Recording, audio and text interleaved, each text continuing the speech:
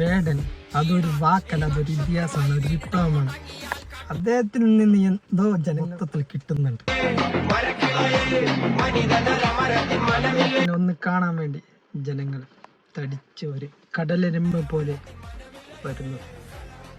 അദ്ദേഹത്തിൻ്റെ വാക്ക് മൂർച്ച ആകർഷിക്കുന്നു. അദ്ദേഹത്തിൻ്റെ സ്വഭാവം, അദ്ദേഹത്തിൻ്റെ മനസ്സ് പാവങ്ങളുടെ കൂടെയാണ്. ഒരു വിപ്ലവം തന്നെയാണ് അദ്ദേഹം.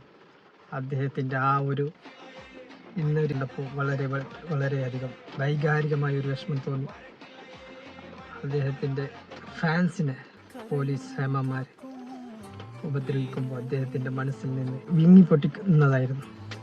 അത്രയ്ക്കും ഒരു നിഷ്കളങ്കമായ ഒരു അദ്ദേഹത്തിൻ്റെ വഴി നേർവഴിയാണ്. അദ്ദേഹത്തിൻ്റെ കവിതയുടെ വഴിക സകലങ്ങൾ യാഥാർത്ഥ്യമാണ്.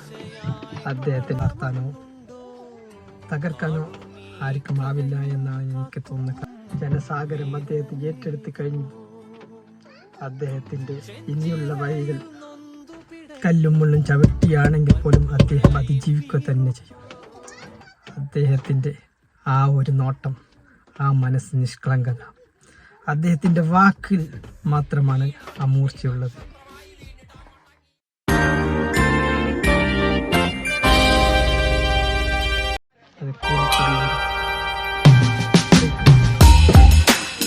അത്രയും ആഴത്തിലാണ് അദ്ദേഹത്തിൻ്റെ വഴികൾ ജനങ്ങളുടെ ഹൃദയത്തിൽ പതിഞ്ഞിരിക്കുന്നത്.